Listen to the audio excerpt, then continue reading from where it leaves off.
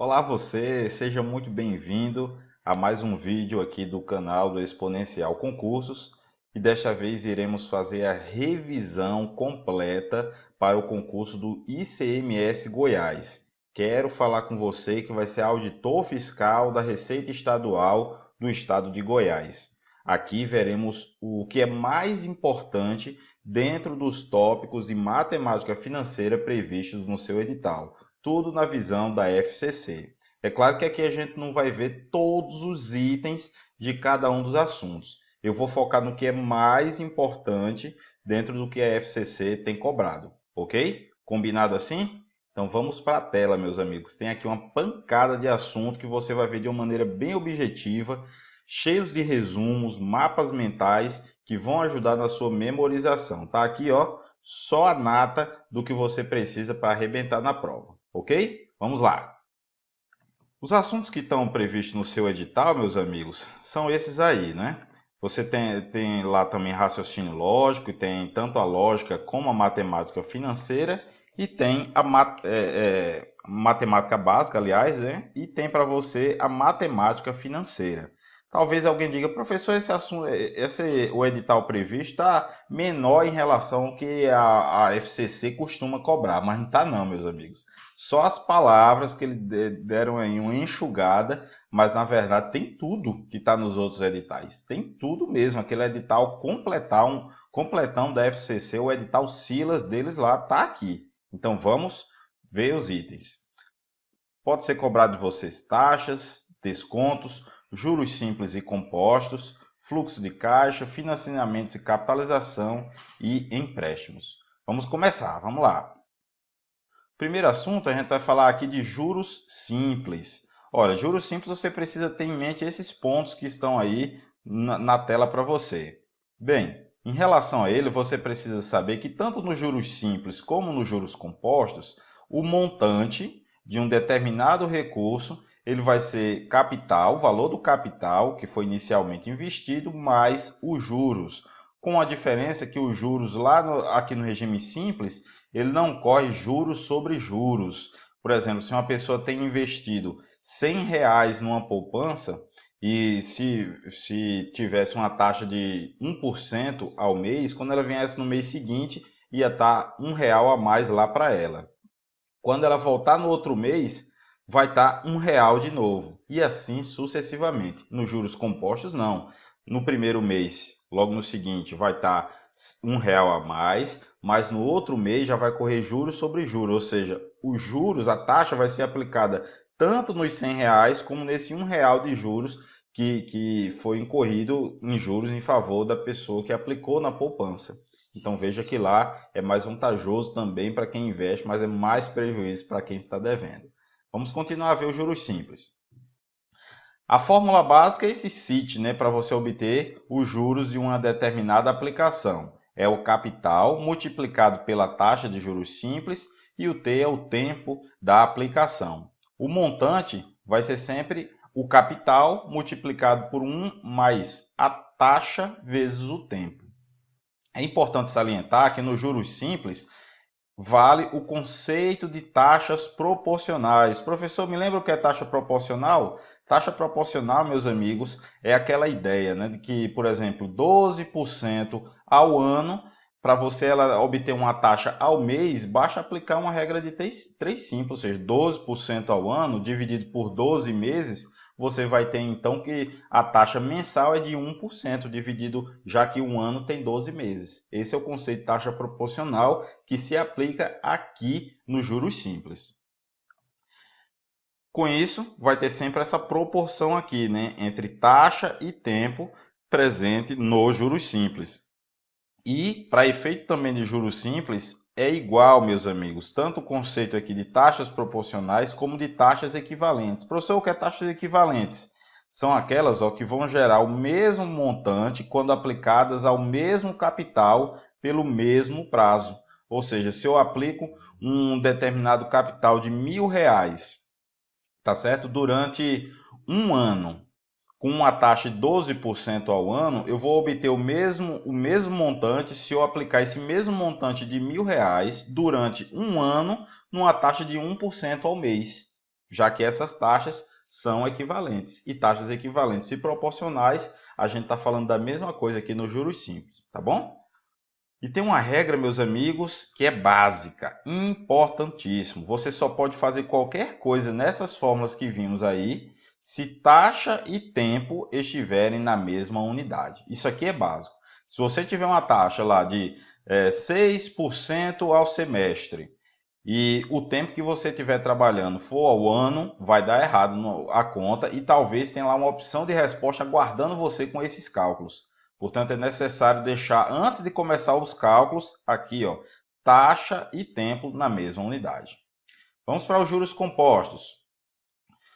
Em juros compostos também você tem, ó, que montante é igual ao capital mais juros, mas as similaridades acabam por aí. Por quê? Porque a fórmula do montante é essa daqui, meus amigos. O montante é igual a capital vezes 1 mais i elevado ao tempo. Tá certo? Aí, olha, preste atenção nesse parênteses aqui, que é o parêntese famoso da matemática financeira, meus amigos. É o parêntese de fator de acumulação de capital. Ele recebe um nomezinho específico, fator de acumulação de capital.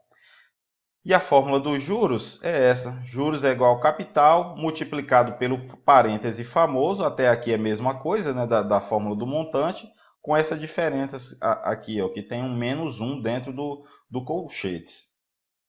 E aqui, meus amigos, dos juros simples, dos juros compostos, taxas proporcionais não são equivalentes. Não são.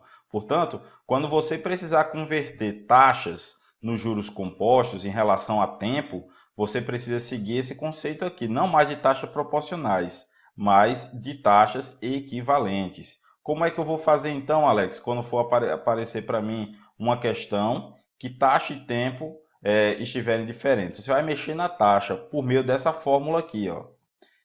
1 mais izão, o i maiúsculo se refere à taxa de unidade de tempo maior, por exemplo, a anual é maior do que a semestral.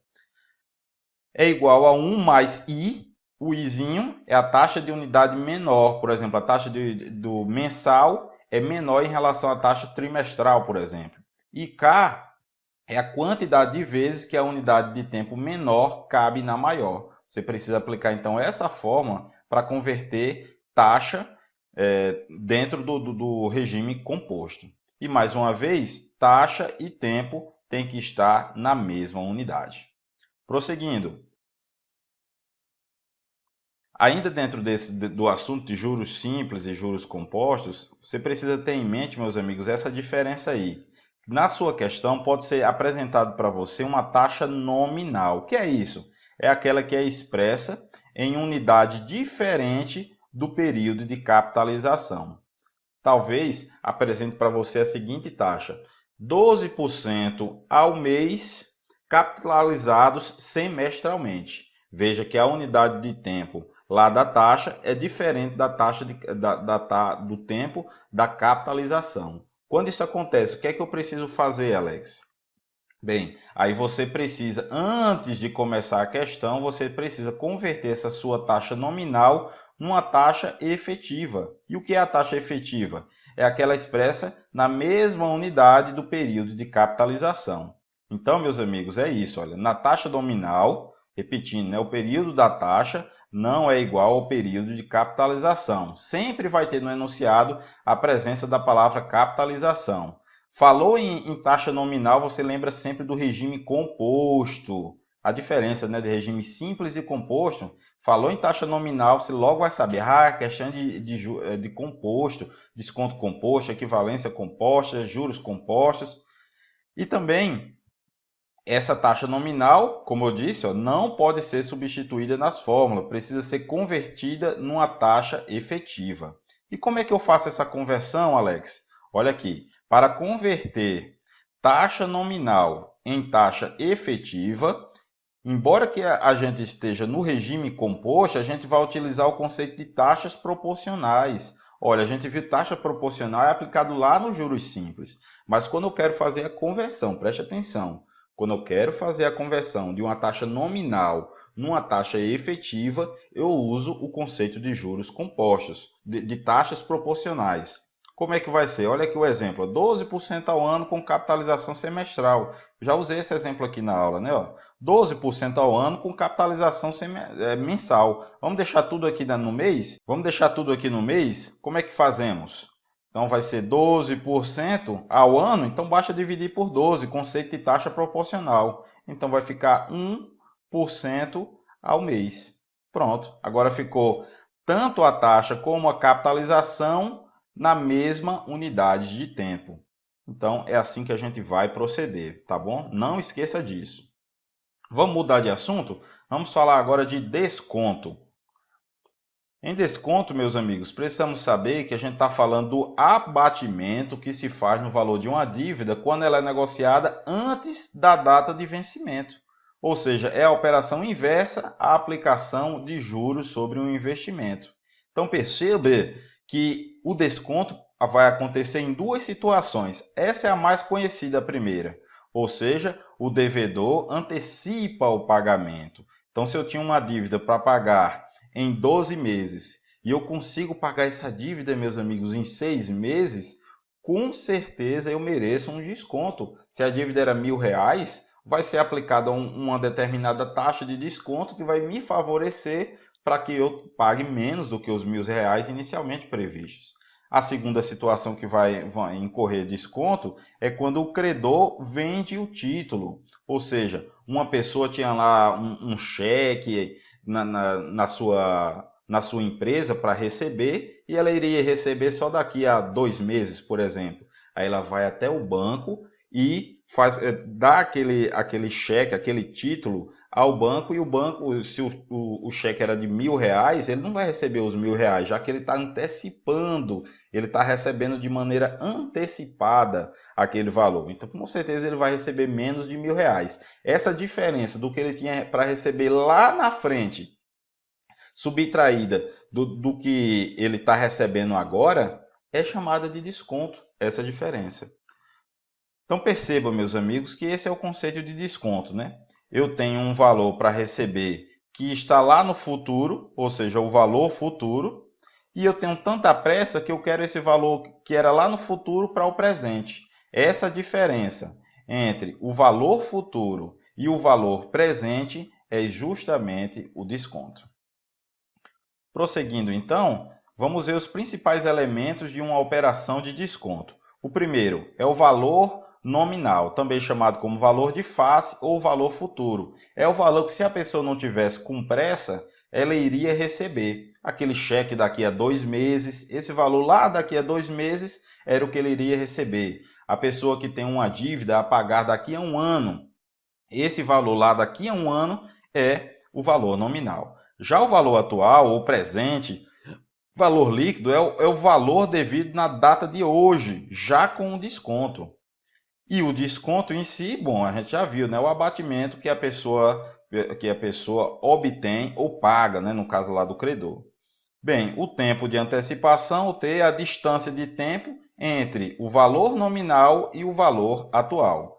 A taxa, essa daí, né? A taxa I, representa a porcentagem aplicada sobre um valor numa data futura, que vai fazer com que esse valor seja diminuído.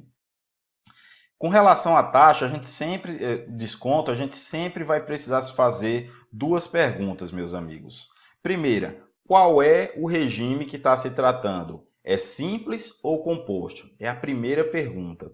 A segunda pergunta, qual a modalidade do desconto? É um desconto racional ou é um desconto comercial? Então, com isso, vão dar respondidas essas perguntas, existem 4 possibilidades. Vamos vê-las quais são? Olha só, dentro de desconto, você pode ter no desconto simples, ou você pode ter também o desconto composto. Pronto. Então vão exigir esses 2 regimes para o desconto. Se aplica aqui os 2 regimes no desconto. Agora, com relação, meus amigos, a modalidade do desconto, ele pode ser um desconto por dentro, simples, ou composto, e pode ser o desconto por fora, chamado também de comercial, simples ou composto também. Com isso, vão surgir para nós algumas fórmulas. Ai, Alex, lá vem as benditas fórmulas. Não tem jeito de eu escapar? Meus amigos, você precisa saber dessas fórmulas. Inclusive, elas vão servir para os assuntos que a gente vai estudar lá à frente, que vai ver aqui ainda nessa revisão bombástica. Estou falando para você, por exemplo, do assunto de equivalência de capitais que despenca nas provas de concurso. Então, essas fórmulas de desconto não tem muito o que fugir dela. Mas, quando você estuda, quem estuda comigo lá no Exponencial Concursos, vê maneiras de você conseguir entender essas fórmulas de forma a talvez não precisar decorá-las. Você entendendo o que está por trás, o conceito que está sendo aplicado, vai ficar muito mais fácil você conseguir ter na sua frente, lá na prova, conseguir escrever essa fórmula e matar a questão. Então, vamos ver aqui. A gente está numa revisão, vendo o que é mais importante. Olha, vamos falar primeiro do desconto simples. No desconto simples, você tem a modalidade mais básica, que é o desconto simples por dentro, também chamado de desconto simples racional. Eles, meus amigos, é totalmente relacionado com os juros simples que a gente estudou. Veja, lá nos juros simples, o juro era igual ao capital vezes a taxa num determinado tempo. Olha como o desconto simples o desconto simples por dentro. Letrinha minúscula para o desconto é igual ao valor atual vezes a taxa multiplicado pelo tempo. Bem parecido, né? Já no desconto simples por fora, aí você tem alguma diferença. Veja só, agora, meus amigos, a aplicação vai acontecer, olha só a representação, letrinha D maiúscula. A aplicação não é mais no valor atual, agora é no valor nominal, vezes a taxa e vezes o tempo. Como é que eu acho o valor atual, tanto no desconto simples, como no desconto por dentro, como por fora? Olha só, no desconto simples por dentro, vai ter uma divisão, meus amigos. Vai ter uma divisão. Aparece para você essa fração aqui para achar o valor atual. Então, vai ser no numerador, vai ter o valor nominal. E embaixo uma soma do 1 mais IT. E como é que no desconto simples por fora? Agora tem uma multiplicação, não é mais uma fração. Vai ser o nominal multiplicando uma subtração e não mais uma soma. 1 menos IT. E sempre lembrando, olha a fórmula básica aqui. Desconto é o valor futuro ou nominal menos o valor presente ou o valor atual. Então esse aí é o desconto simples. E ainda dentro desse desconto simples, meus amigos, você tem aqui uma relação que você faz entre esses descontos. O desconto racional simples por dentro é a letrinha minúscula, o comercial a letrinha maiúscula. No caso do desconto simples por dentro, olha só a relação que vai surgir com o respectivo desconto por fora. Ou seja, o desconto por fora é igual ao desconto por dentro multiplicados por 1 mais IT. E também uma outra maneira de você fazer uma correlação entre eles é essa daqui, ó. O desconto nominal é igual a essa fração. Aliás, o valor nominal é igual ao desconto por dentro multiplicado pelo desconto por fora, dividido pelo desconto por fora menos o desconto por dentro. Alex, pode cair uma questão cobrando isso aqui? Pode cair sim uma questão cobrando isso. A relação entre o desconto de uma determinada operação que acontece simples por dentro e a outra que é simples comercial. Pode cair e aqui você pode matá-la simplesmente utilizando uma dessas fórmulas de acordo com o que os dados da questão te oferecer. Também existe uma relação entre as taxas, meus amigos, desconto simples por dentro e por fora. Olha a taxa de cada um deles. No caso da taxa por dentro, ela é chamada de efetiva, implícita ou de juros simples. Já na taxa aqui do desconto comercial, ela é chamada de bancária, nominal ou estabelecida. E por meio dessas fórmulas, você consegue fazer uma correlação entre elas. Ok? Então, aqui é uma questão, meus amigos, de você tentar revisar, levar isso aqui no dia da prova e detonar. Seguindo, vamos falar agora do desconto composto. Quando é que eu sei que eu vou trabalhar, Alex, com um desconto composto? Nessas duas situações. O enunciado pode falar expressamente para você, dizendo, olha, o desconto aqui é composto. Pode dizer que é a taxa de juros compostos. Ou também, meus amigos, se tiver lá aquela taxa nominal, estão lembrados? 12% ao ano com capitalização semestral. Essa é a taxa nominal. E também aqui é para você identificar o regime. Agora a modalidade, se é racional ou comercial, como é que você pode diferenciar? Por meio da taxa que o enunciado vai mencionar. Olha, se o enunciar falar de uma taxa de juros, sem dizer se é racional ou comercial, olha, expressamente dizendo isso, vai ser então o desconto racional ou por dentro, ok? Se o enunciado, repetindo, se o enunciado disser que a taxa de juros é de 10% ao ano, por exemplo, ele falou em taxa de juros, você já associa com desconto por dentro. Se ele nada disser em relação à taxa, taxa é de 10% ao ano, sem dizer taxa de juros, então vai ser o desconto comercial ou desconto por fora, tá bom? Ainda no desconto comercial, é importante a gente saber a relação entre as taxas, tá? Aqui, o comercial por dentro, meus amigos, e o comercial por fora, a relação entre as taxas que vai surgir para você é exatamente essa. Dê uma olhada aí nessas fórmulas e tente lembrar delas na prova. Seguindo agora aqui na nossa aula, a gente vai falar de um assunto que é bem cobrado, que é a equivalência de capitais. Quais são os elementos que estão presentes numa operação de equivalência de capitais? O primeiro é o valor da situação inicial, SI. São os valores que representam a forma original de pagamento ou o valor à vista de determinado bem ou a quantia na data atual que foi emprestada.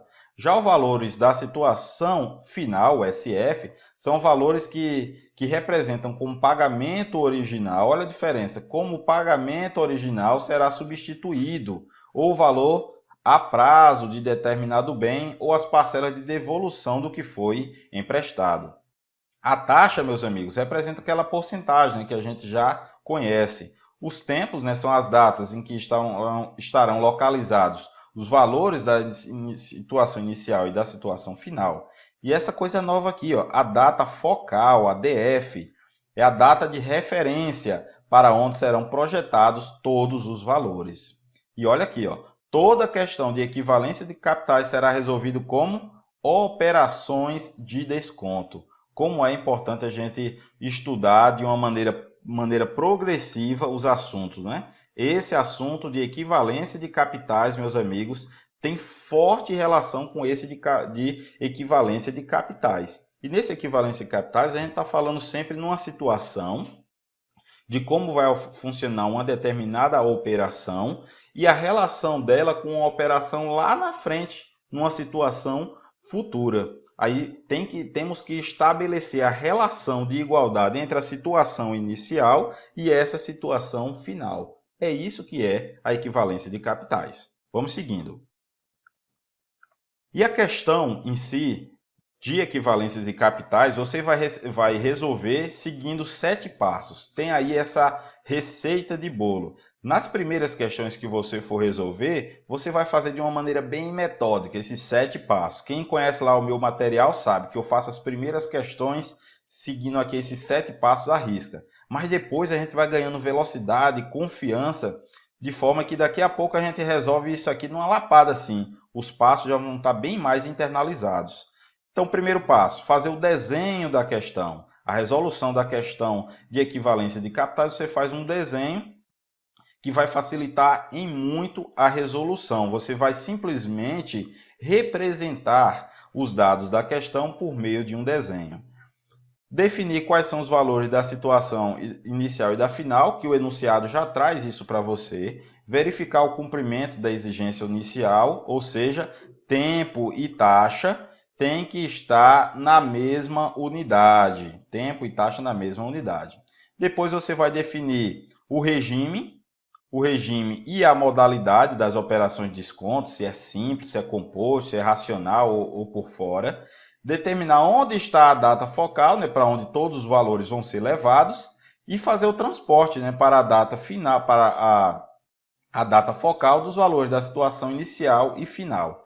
E por fim, aplicar a equação da equivalência de capitais, que é exatamente essa, né? Ou seja, o somatório dos valores da situação inicial na data focal é igual ao somatório dos valores da situação final na data focal. Alex, muito complicado, isso parece complicado demais. Não se preocupe que eu vou deixar um link aqui nesse vídeo que vai te levar para um artigo lá no site do Exponencial Concursos, em que vão estar questões da sua banca examinadora resolvidas desse assunto, que você vai ver a prática de como você fazer isso aqui. O nosso foco nessa revisão é trazer atenção para você do que é mais importante, relembrando esses pontos principais da teoria. Vamos lá? Continuando. Tem um detalhe, meus amigos, que quando você estiver trabalhando a equivalência composta de capitais, você está operando com o desconto racional. Aí, quando você falar em projetar as parcelas para a data focal, para frente, você basta multiplicar por aquele fator, né? O famoso parêntese da matemática financeira, 1 mais i elevado a t. Quando você transporta esses valores para trás, você divide. Olha aqui bem esquematizado para você.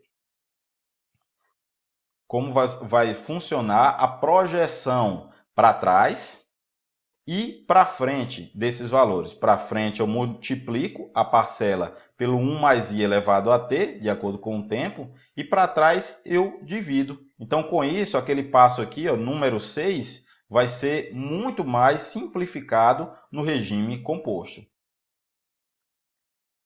E esse detalhe, né, meus amigos? Ó, toda questão de equivalência composta será resolvida por meio do desconto racional. É uma facilidade a mais. Sempre você vai aplicar o desconto racional.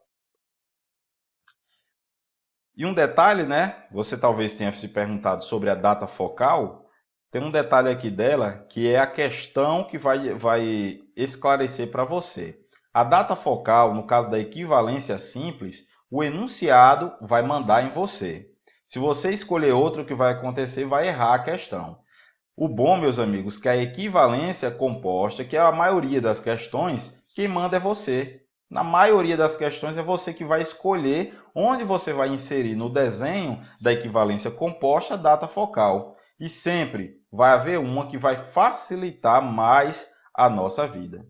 Isso aqui é o básico que você precisa saber da equivalência composta, juntando com as questões que eu vou deixar para você da sua banca, vai facilitar a sua vida. Principal aqui a gente viu de equivalência composta, os meus alunos lá que fizeram o curso para o concurso, certamente estão sabendo do que eu estou falando, bem mais detalhado no nosso material escrito, tudo isso aqui, tá bem? Vamos seguir.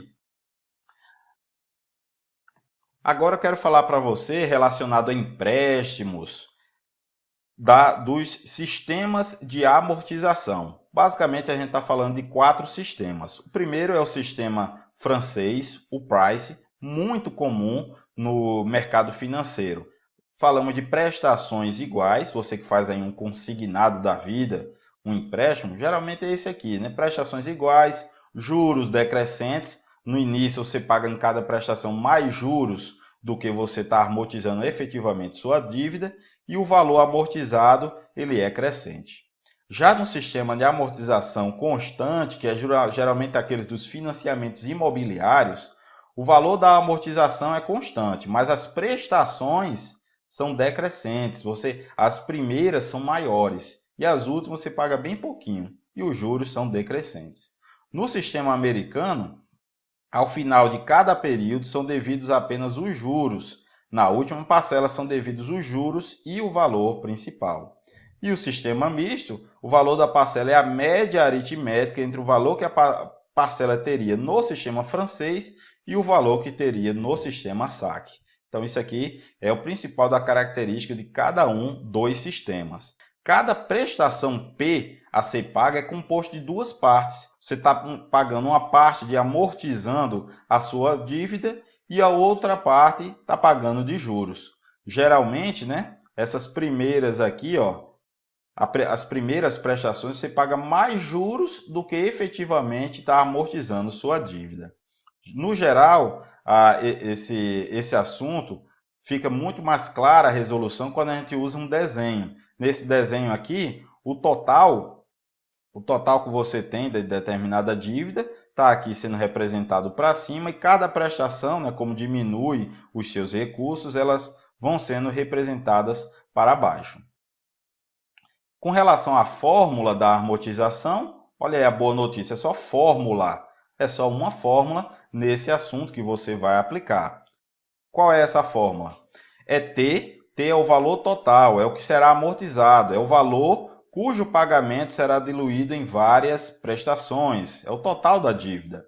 É igual a P, que é o valor das prestações, vezes A, que é esse A aqui? Esse A, esse A participa de um fator. Sozinho ele não representa ninguém. Mas quando está nesse formato, né, do fator completo, aí a gente está falando do fator de amortização.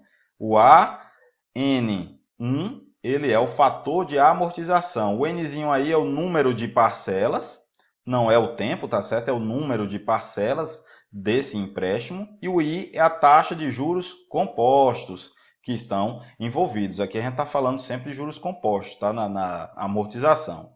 Uma observação: a primeira parcela desse empréstimo, dessa dívida, deverá estar sempre ao final do primeiro período.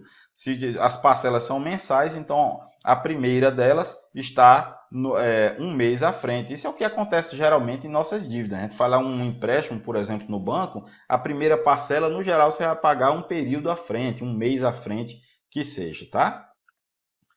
Isso significa que não poderá existir pagamento de entrada. Não tem pagamento de entrada neste assunto para efeito de a gente aplicar a fórmula da amortização. Então, meus amigos, essa foi uma revisão dos pontos principais para o seu concurso, para você que quer ser auditor fiscal do estado de Goiás. Espero que você tenha sucesso, que você detone na prova e que brevemente você esteja contribuindo para a arrecadação, para a presença fiscal e todas as demais competências que você vai exercer no seu dia a dia lá no ICMS Goiás. Conte conosco, forte abraço e bons estudos!